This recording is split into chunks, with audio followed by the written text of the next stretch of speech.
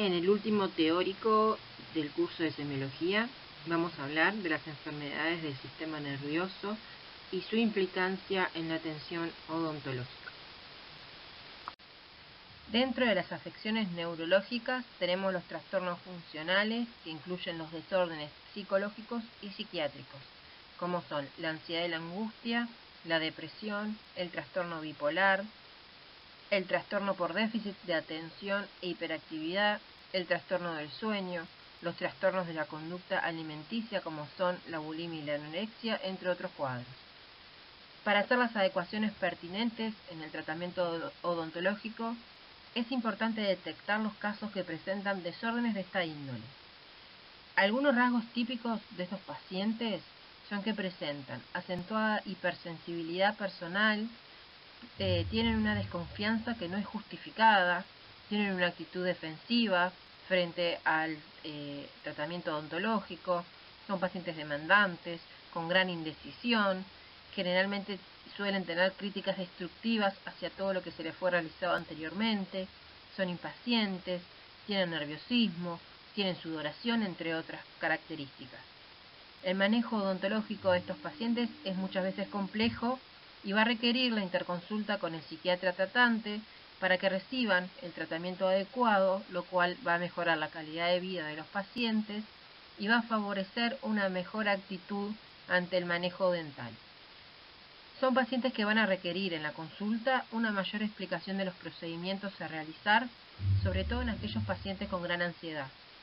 Dentro de las manifestaciones bucales es posible encontrarnos con hiposalivación, por un efecto secundario a la medicación que están haciendo uso, por ejemplo, los antidepresivos. Tienen mayor tendencia a la caries y a la enfermedad periodontal por falta en el cuidado personal. Muchas veces esto se ve agravado por la hiposalivación. Presentan para funciones como el bruxismo, un cepillado compulsivo, el hábito del automordisqueo y las lesiones orales asociadas a esto, como pueden ser úlceras traumáticas o placas blancas dadas por la hiperkeratosis del trauma continuo. Pueden presentar queritis angular, glosodinia o también el llamado síndrome de boca ardiente, que es una enfermedad que causa dolor y malestar en la boca, labios y o lengua. Pueden ser pacientes con candidiasis, erosión dental, sobre todo en aquellas pacientes que presentan bulimia, entre otras afecciones que va a ser dependiendo del cuadro clínico del cual estemos haciendo referencia. Muchas veces son pacientes que tienen poco cuidado personal y en general las consultas odontológicas suelen ser de urgencia. Por otro lado están las afecciones neurológicas orgánicas o trastornos neuromotores, que son enfermedades del sistema nervioso central y periférico que de acuerdo al problema generan trastornos ya sean a nivel cerebral, de la médula espinal, a nivel de nervios craneales y periféricos, del sistema nervioso autónomo, además de musculares. Se encuentran, por ejemplo, entre estas afecciones, la epilepsia, las enfermedades derivadas de los accidentes cerebrovasculares, la esclerosis múltiple, la enfermedad de Parkinson, entre otras. Las enfermedades cerebrovasculares comprenden una serie de alteraciones de tipo isquémico que pueden ser de origen diverso. Pueden ser por hemorragias o por una oclusión vascular. Pueden generar estas trastornos importantes que pueden provocar incluso la muerte. Y a su vez también pueden generar grandes trastornos, como puede ser una discapacidad física, intelectual o sensorial, y a su vez la frecuencia de este tipo de enfermedades cerebrovasculares se incrementa sobre todo con el aumento de la edad. Las manifestaciones clínicas son muy variadas y la sintomatología neurológica va a depender del vaso sanguíneo que esté involucrado, del calibre y de las estructuras específicas que intervengan. De acuerdo al origen, los signos aparecen de forma repentina, como pueden ser en las hemorragias, embolias, o de forma más lenta, como en las trombosis.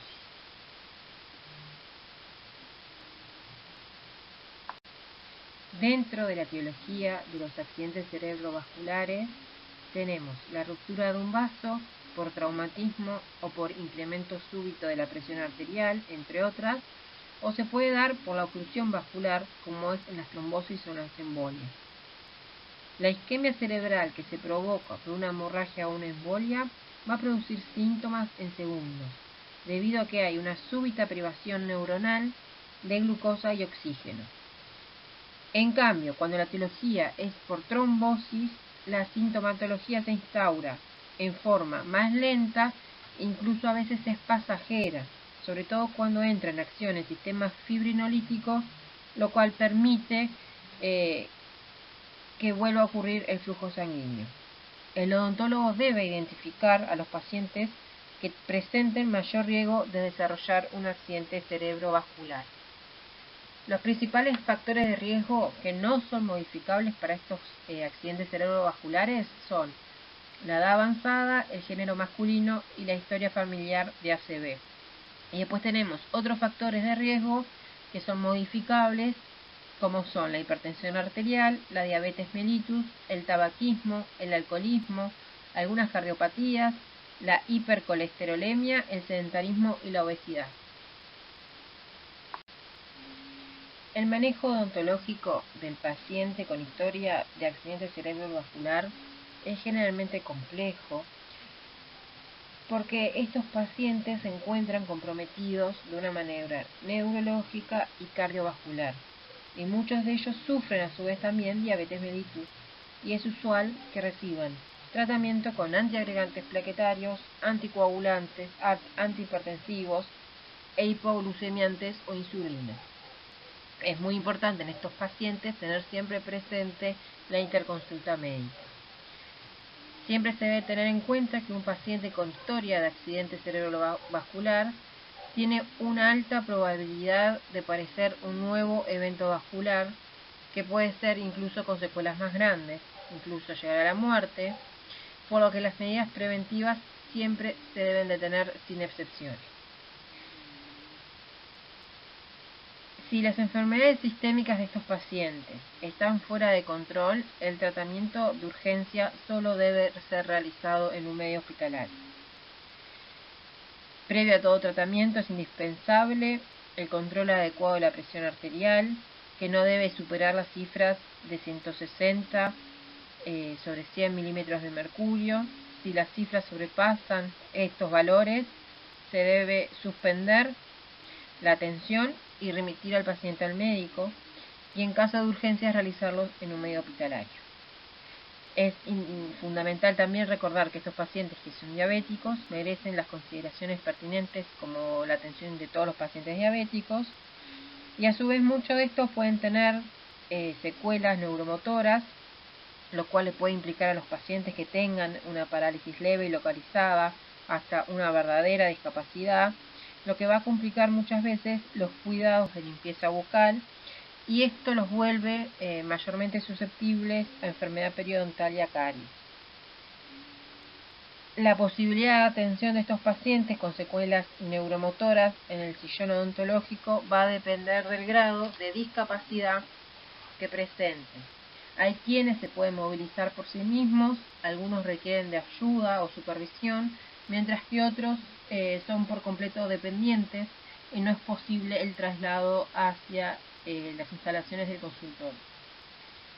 En todo paciente que vaya a recibir un tratamiento quirúrgico debemos realizar estudios, exámenes de laboratorio, obtener el tiempo de protrombina, el INR y también manejar los valores del paciente diabético que ya fueron tratados en temas anteriores. Dentro de las manifestaciones orales que se pueden observar, todos van a ser productos del tratamiento farmacológico que se esté empleando, y algunos son secuelas también del propio evento cerebrovascular. La terapéutica antihipertensiva, por ejemplo, con nifedipina, puede tener el riesgo de presentar agrandamientos gingivales. También en pacientes que tienen secuelas neuromusculares, como ser parálisis bucofacial, pueden tener hemiplegia, donde el control de la placa bacteriana no va a ser el adecuado. Se puede observar gingivitis, periodontitis y múltiples caries en estos pacientes, además de grados variables de disfunción sensorial de todos los tejidos orales y peribucales, como pueden ser disestesias y neuralgias, digeusias, desorientación perceptual de estímulos dolorosos de origen dentario, entre otros.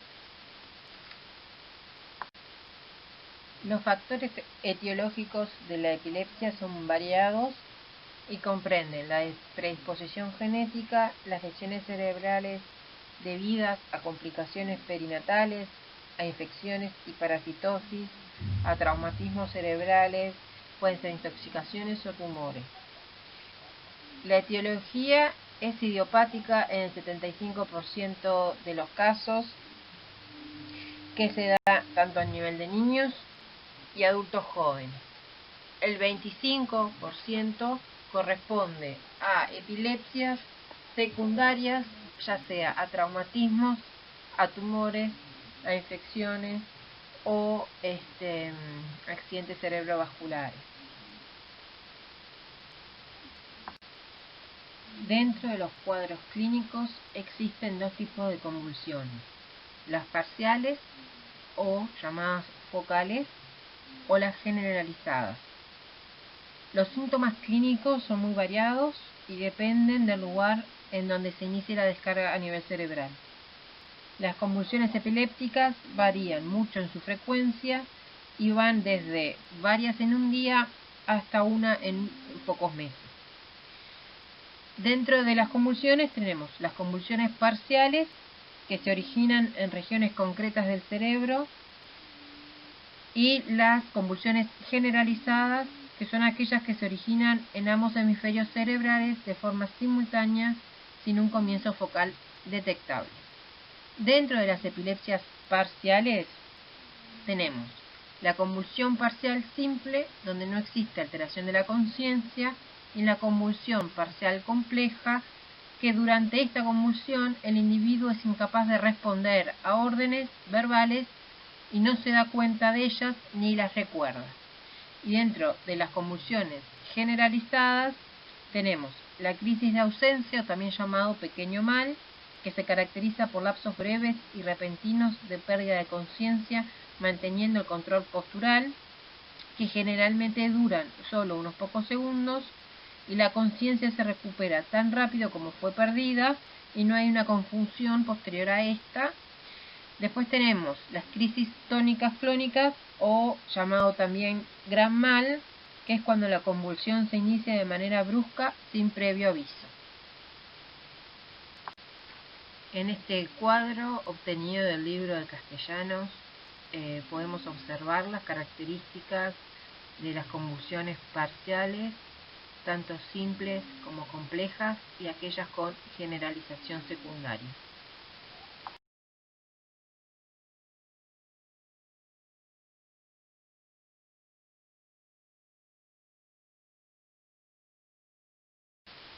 El tratamiento de estos pacientes se da mediante un tratamiento farmacológico con anticonvulsivantes, y en cuanto a la atención odontológica de estos pacientes, siempre debemos de tratar de disminuir el riesgo de crisis que se den en el consultorio, tener una conducta correcta en caso de que una de estas crisis ocurra durante la consulta, evitar traumatismos de tejidos duros y blandos de la cavidad bucal, evitar caídas durante la crisis, y siempre tener en cuenta que en estos pacientes se puede observar un agrandamiento gingival generalizado producto de la terapia farmacológica que presenta. La enfermedad de Parkinson es una enfermedad neurodegenerativa progresiva que se caracteriza por movimientos lentos y escasos, temblor en reposo, rigidez muscular y trastornos de la marcha, entre otras. Hay un déficit de dopamina. La enfermedad de Parkinson, en cuanto a su etiología, puede ser primaria o secundaria. Dentro del Parkinson primario es aquella que se produce por una degeneración idiopática, y se incluyen las de origen genético, así como también otros trastornos neurodegenerativos. Y dentro del Parkinson secundario se debe a una pérdida o interferencia de la acción de la dopamina, que puede ser producto de traumatismos cráneoencefálicos repetidos enfermedades infecciosas, hipoparatiroidismo o al consumo de ciertos fármacos como son antipsicóticos o tranquilizantes. Dentro de las manifestaciones clínicas hay 3 signos que son cardinales de la enfermedad, como son el temblor, la rigidez y la bradicinesia. Que la bradicinesia son esos movimientos lentos y escasos que presentan los pacientes. El temblor también puede aparecer más tarde en lo que es labios, lengua y mandíbula, el cual se va a intensificar con la tensión emocional y la fatiga física y mental.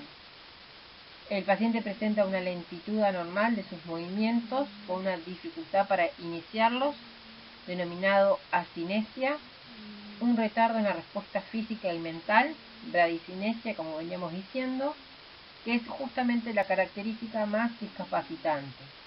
También presentan rigidez que se hace evidente con una resistencia durante el movimiento pasivo alrededor de una articulación e inestabilidad postural.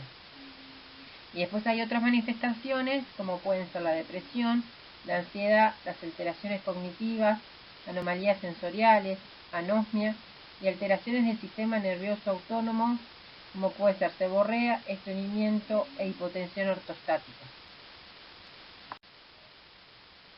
En cuanto a los aspectos relevantes del manejo odontológico de los pacientes con enfermedad de Parkinson, debemos tener en cuenta las manifestaciones discapacitantes de este trastorno, como el retardo en general a las respuestas físicas y mentales. Deben ser tomados en cuenta los movimientos involuntarios, repentinos o continuos del paciente, lo cual nos puede hacer aumentar el riesgo de iatrogenia traumática, porque justamente esto también dificulta las maniobras operatorias.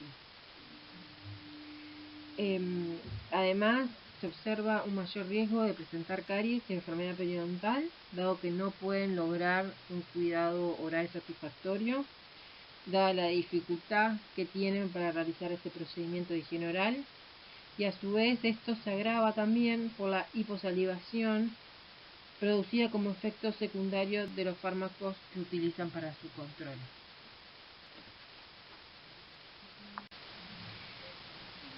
La esclerosis múltiple es una enfermedad neurológica, crónica, compleja, degenerativa, que ocurre como resultado del daño de las vainas de mielina del sistema nervioso central.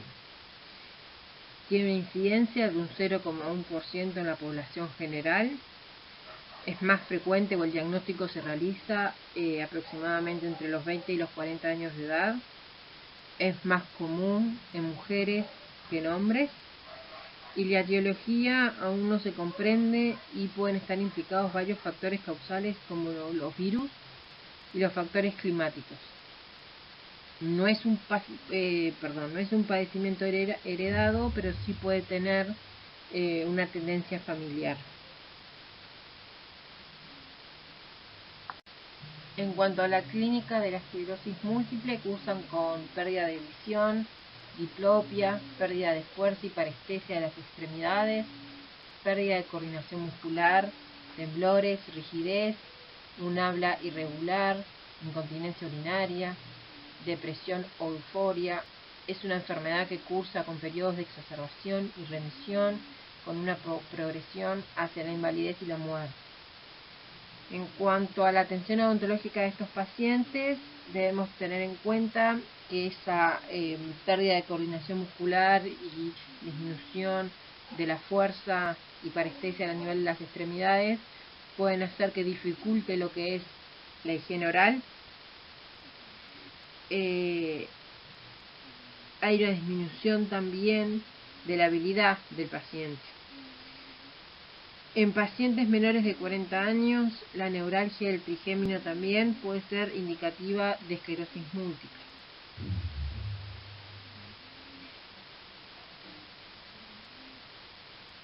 El objetivo del tratamiento para la enfermedad de la esclerosis múltiple se va a basar en la prevención de la discapacidad y en poder lograr mantener la calidad de vida del paciente.